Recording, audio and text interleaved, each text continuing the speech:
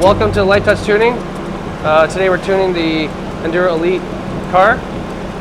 It's got junk in the trunk, so we're going to take a closer look at this build. It's the first dyno session of the year. Really excited.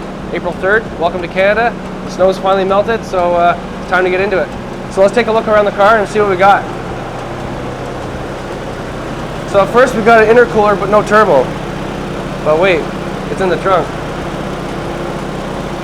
Nice little oil relocation kit, upgraded throttle body, coilover suspension, we got a fire extinguisher. Ready to rock and roll. Check this thing out. Custom dash. Got a reverse camera so we can see who's behind us. Moving on to the back.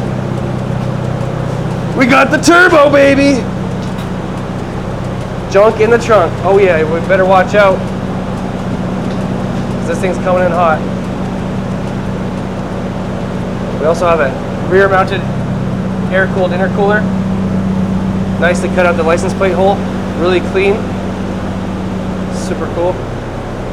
Got it strapped down to the Mustang dyno.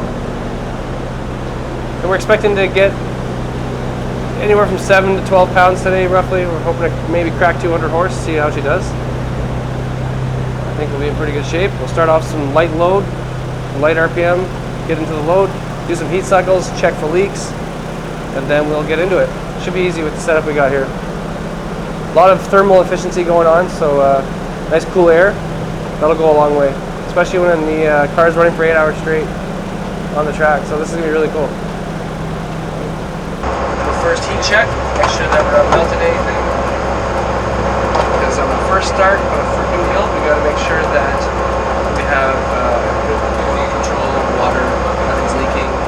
So the very first few steps as we get the car heat cycled the first few times, we need to just keep our eye on those things. Eventually we build some trust with the car, we see everything's working well, the heat system's working, and just keep digging into it harder and harder. You start off with low, light RPM, you work your way in. Alright? Alright, so I like to start off by using the dyno in, it's called hold mode. We'll take the 1400 RPM column to get started. Test. Brake. Right. So now the brake will hold the time 1400 RPM. So I can work on that one.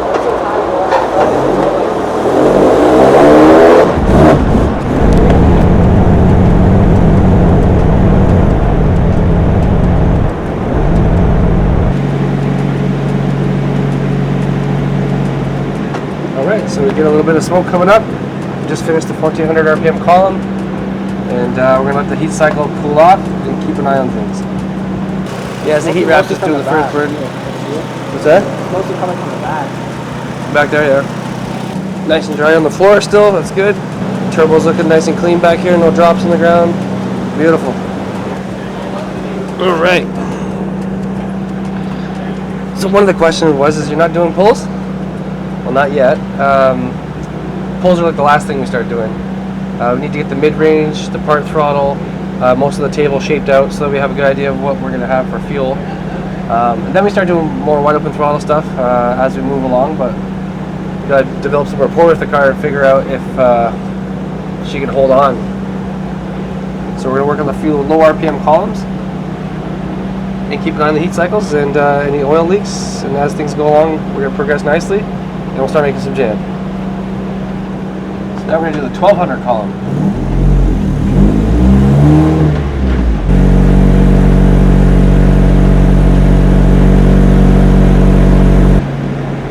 Alright, so 1200 and 1400 are done. We can now get an idea of what a table is going to look like in that low area, and we'll start to fan it out. And we'll actually even go ahead and save a copy of the tune now. So typically we'll get into a new folder, and we'll call it 1400 because we've made it up to 1400 RPM so far. Cooling temp's at 195. So now we've done the low RPM stuff, and I left the fans off on purpose because I want to get some heat in that engine. I want to get some heat cycling in there. And we're only at 1400 RPM, so we're not really producing that much heat, but we're just enough to get the core warmed up. But to move forward from here, I need to make sure that the cooling systems of thermal efficiency is being complemented. So we're going to turn on the fans that we have on our remote switch. All right. Next column is 2,000 RPM, so we're going to raise the dyno target. There we go.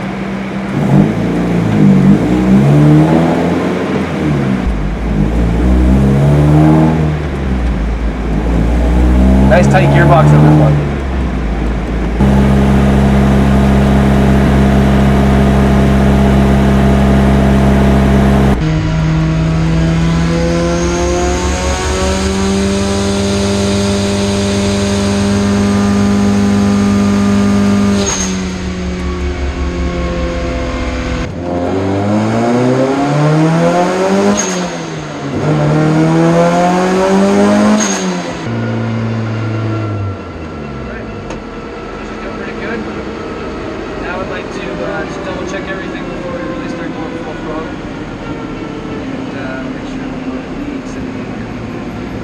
Smell the heat, tell things are hot, so we're just going to heat before we do our first pull. We'll burn and a save. Why do I save a lot? Because sometimes the computer can crash or something issue happens, or maybe things are starting to go a different way than they were. So it's nice to have a lot of checkpoints. So, for example, I can roll back and the car should behave the same way it did. If it doesn't, then perhaps something mechanically is starting to go off, or maybe we have an oxygen sensor that's starting to fail, or so it's good to always have these checkpoints so you can do sanity checks as for yourself. Alright, everything looks good. We open up the reservoir for the rear oil return system.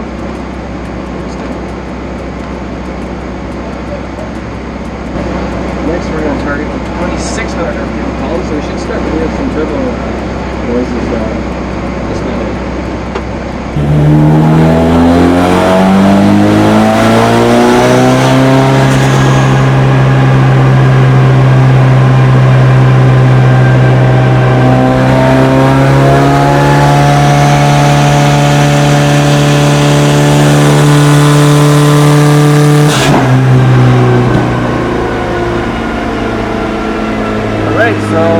The wastegate seems to be running away, so we're going to have to do some investigating there. That's why we always keep the log running, so we can always roll back and check it out.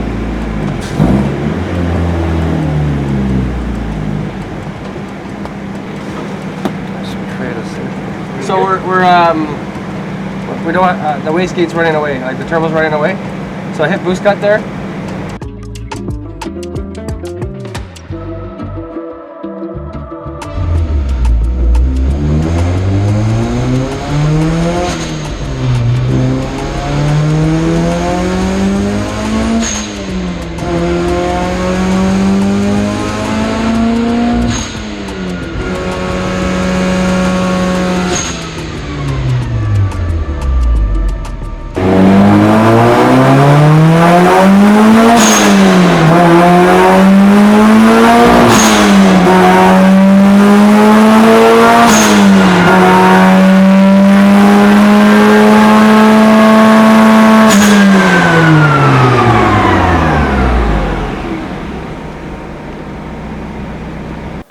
Alright, boys and girls, the tune is complete. We made a massive 256 horsepower and 225 torque at only 10.9, 11 pounds of boost. Hit a little snag in the middle with the turbo when we first started getting into boost. We were like 4,000 RPM and the turbo started to run away. We're like 12 pounds, not today. We were expecting wastegate 5 to 7.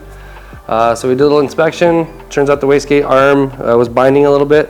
So Keith from Smith Tuning jumped in, did some magic. Now it flows freely. The wastegate started opening properly. We had boost control restored, so then we continued on with the tune. Yeah, so once we had our power made, we were sitting around 200, and then we're like, well, we want some more, right? So we turned the boost up a bit more, and then we found a sweet spot. Chuck was saying after 250, the transmission's gonna have a hard time. And this is an endurance car, so we figured that, well, lock it in around 250, keep it safe. There's a little bit more room for timing if you want. There's a little bit of extra fuel, so on the racetrack, they should just sing along real nice. We have overheat protection, so if the coolant gets too hot, it'll bring the RPM limit down. And we also have overboost protection, so if it creeps over 14 pounds, it'll keep it in check. Otherwise, this thing's ready to go. All right, guys, thanks for watching. Like, subscribe, hit the comments, Patreon, all of it, GoFundMe, whatever. Just send it. Let's go.